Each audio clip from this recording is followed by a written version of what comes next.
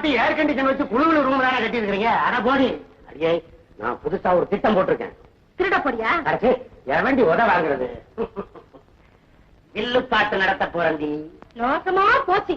என் புருஷா அந்த வருமானத்துல பங்களா கட்ட முடியாதியா? பட்டாணி கடை தான் வைக்கலாம். வில்லுப்பாட்டு நடத்துறது வருமானத்துக்காக இல்லடி, எங்க முதலாளிக்காக. அவர் எங்க பிறந்தாரு, எப்படி வளர்ந்தாரு, இன்னைக்கு பட்டணத்திலே இவ்வளவு பெரிய கோடீஸ்வரனா எப்படி ஆனாரு, அவருடைய மீசையினுடைய அழகு என்ன, நடையினுடைய மிடுக்கு என்ன, இதையெல்லாம் வில்லு பாட்டுல விளையாட்ட போறேன்டி. மழையில நனைஞ்ச எரும கண்டுகுட்டி மாதிரி இருக்குது உன் குரல். நீயா வில்லு பாட்டு பாட போற? என் குரலை பத்தி உனக்கு இப்ப தெரியாதுரி. ஆஹா, நம்ம புண்ணுடைய குரலுக்கு இவ்வளவு மதிப்பா, அப்படி நீயே ஆச்சரியப்பட போறவ. ஒரே அறிவு கட்டவளை. என் பாட்டை கேட்டு முதலாளி வந்து கட்டி பிடிச்சு முத்தம் கொடுத்து, அடே சக்கரவர்த்தி, கம்பெனியில பாதி உனக்கு தாண்டான் எழுதி வைக்கத்தான் போறாரு. இதெல்லாம் நடக்க போற காரியமாயா? உன் மூஞ்சிக்கு உன் முதலாளி 10 ரூபாய் கொடுத்தாலே பெருசு. மூஞ்சி யாருக்கடி வேணும்? அந்த ஆளுக்கு இருக்கிற மூஞ்சிக்கு மீசைக்கு குப்பை தொட்டியில வேலை செய்யணும். இந்த வீட்டோட ராசி அவரை எங்கேயோ கொண்டு போயிருச்சு. எனக்கு காலமிச்சுக்கிட்டு தான், அத முன்னாடி நான் கைய கட்ட வேண்டிய நிலைமை வந்துருச்சு. ஐயே, இந்த வில்லு பாட்டு மாத்திரம் கை கொடுக்கட்டும், நான் போற இடமே வேற.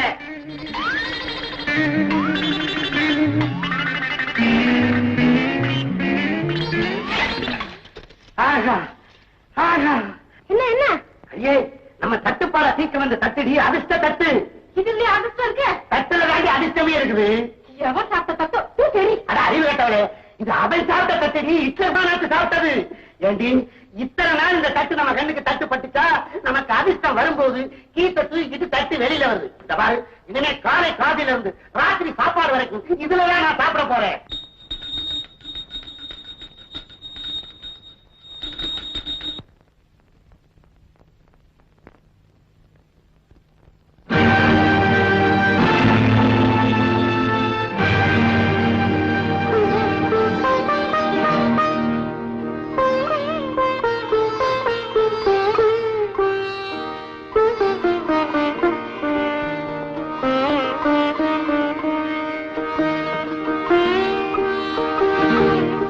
சுதி கலைஞ்ச எங்க வாழ்க்கையில ஒரு சின்ன நாதம் சரி, உன் சன்னிதானத்துல நானே மணி கட்டி ஒலி எழுப்புறேன். ஆண்டவனே, துரை ஐயாவுக்கு தானே? ஆமாமா, நானே எடுத்துட்டு போறேன்.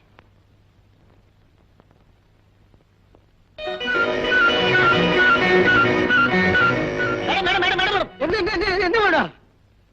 என் புருஷனை பார்க்கணும், ஏற்பாடு பண்ண முடியுமா? சார் இப்ப ரொம்ப பிஸி. ஃபாரின்ல இருந்து பிசினஸ் விஷயமா எல்லாரும் வந்து தங்கியிருக்காங்க. எக்கச்சக்கமான வேலை. வீட்டுக்காரிகளை கவனிக்கிறதுக்கு தான் என்ன ஒப்படைச்சிருக்காங்க. என்ன வேணும்? சொந்த விஷயம். எதா இருந்தாலும் என்கிட்ட சொல்லுங்க, நான் கவனிக்கிறேன். எனக்கு உடனடியா ஒரு குழந்தை பெத்துக்கணும். அவர்கிட்ட சொல்றீங்களா? சரிம்மா. நான் அவரோட மனைவி, புரியுதா? அப்பப்ப அவருக்கு ஞாபகப்படுத்துங்க. 2 நாள் ஆச்சு, பார்க்கவே முடியாது.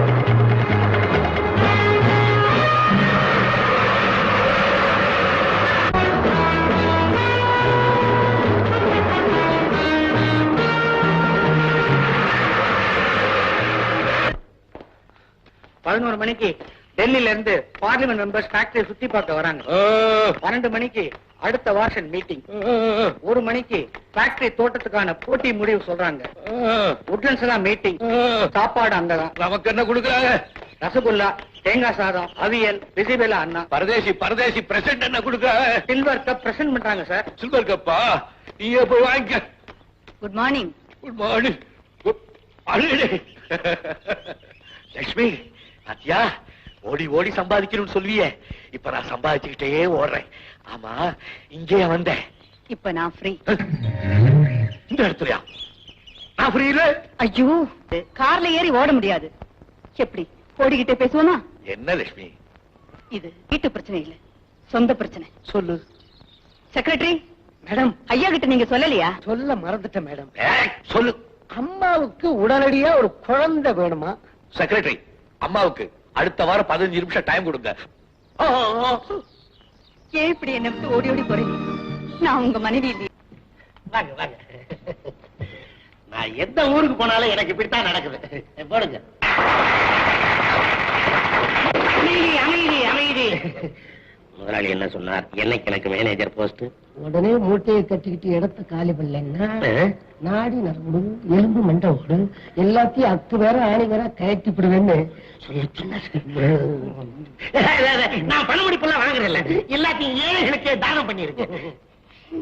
வாழியவே பல்லாண்டு காலம் இங்கு வந்தவர் வராதவர் வாழியவே, பெரியோருக்கும் தாய்மாருக்கும் எங்கள் நன்றி புரியதாக வாழிய வாழிய வாழிய வாழியவே.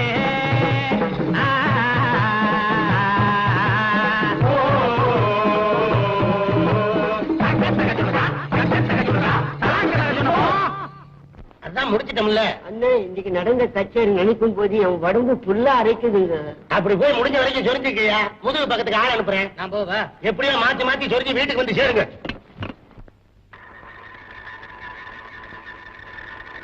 இங்கதான் உங்களுக்கு முதல்ல ட்ரைனிங். இதுதான் ப்ரொடக்ஷன் யார்ட். எல்லா விதமான மிஷன்ஸும் நீங்க ஸ்டடி பண்ணணும். உங்களுக்கு அப்படி ஏதாவது சந்தேகம் ஏற்பட்டா இவங்களை கேட்டா சொல்லி கொடுப்பாங்க. ஓகே, ஐ see. நான் தொழில் சம்பந்தமா ஏதோ முக்கியமா சொல்லிட்டு இருக்கேன், நீங்க எங்கேயோ பார்த்துட்டு இருக்கீங்களே. மிஸ்டர் மது, இந்த ஃபேக்டரி, நீங்க சிகரெட் குடிக்க கூடாது, போடுங்க கீழே. நான் யார் தெரியுமில்ல? நான் தான் பேசுறேன். காலையில ரம்சில கவனிச்சேன், புதுசா மதுன்னு ஒரு பையனை வேலைக்கு சேர்த்திருக்கீங்களே, அவனுக்கு என்ன வேலை கொடுத்திருக்கீங்க? அவன் எஸ்எல்சி கூட படிக்கல. எதா இருந்தா என்ன, அவன் யார் மகனா இருந்தாலும் எனக்கு கவலை இல்லை. I don't care, I said. அவரை வெளியில லோடிங் செக்ஷன்ல போடுங்க. அவன் வேலை பையன் வேலை கத்துக்க முடியும். அண்டர்ஸ்டாண்ட்?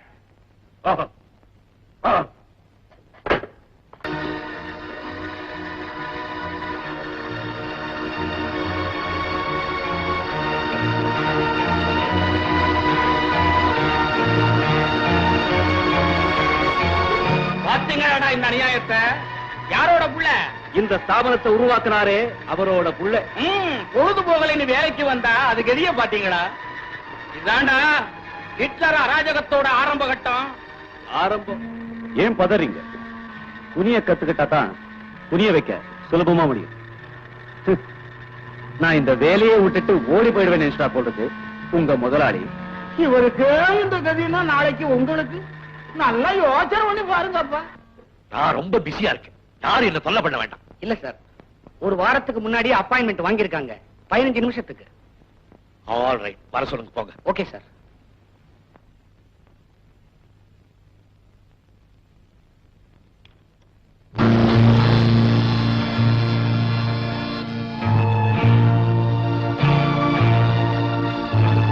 லட்சுமி,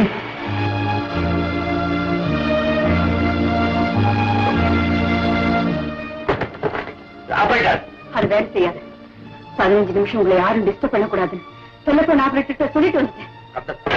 அந்த இடியட் செக்ரட்டரி யாரோ தொழிலாளி புஞ்சாதிகளை சொன்னா, நான் தான் அப்படி போய் சொல்லி உங்ககிட்ட டைம் வாங்கினேன். எனக்கு எவ்வளவு வேலை இருக்கு, வீட்டுல பேசி கூடாதான். I have 15 minutes of your time. நான் பேசுறத நீங்க 15 நிமிஷம் கேட்டே ஆகணும். 15 நிமிஷம்? என்ன ஆபீஸா, பெட்ரூமா? ஆல் ரைட், பேசு. என் புருஷன் ஒரு பியூனா இங்க வேலைக்கு சேர்ந்தார். அவரை காணும். பணம் மட்டும் நிறைய அவர் வர்றதில்லை. அவர் வேலையில இருந்து நிப்பாட்டிடுங்க. பட்னி கிடந்தாலும் பரவாயில்லை, என் புருஷன் எனக்கு திருப்பி கொடுத்துருங்க. என்ன குழந்தை மாதிரி பலாட்டிக்கிட்டு இருக்கேன். இன்னும் 10 நிமிஷம் இருக்கு. லட்சுமி, நான் படிப்பறிவு இல்லாதவன், ஆனா இன்னைக்கு பல பட்டதாரிகளுக்கு வேலை கொடுக்கிறேன். இவ்வளவு காரணம் யாரு? நீதானே. நீ என்ன பார்த்து பெருமைப்பட வேண்டாம், கோபப்படுறீங்க.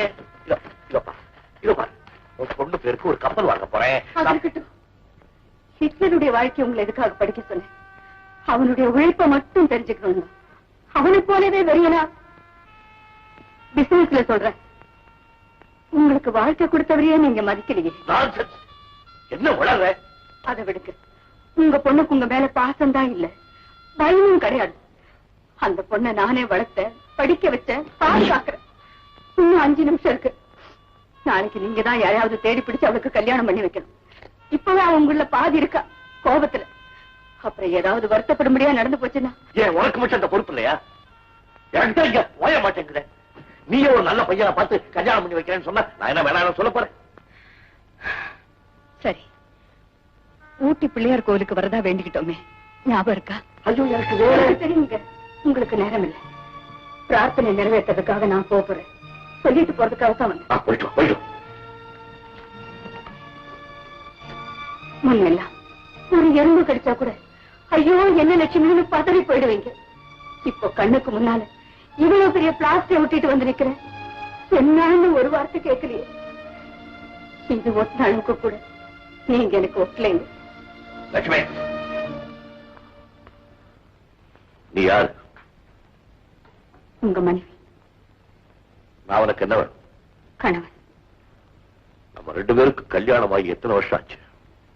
25 வருஷம். இத்தனை வருஷத்துக்கு அப்புறம் கூட நீ என்ன புரிஞ்சுக்கலையே?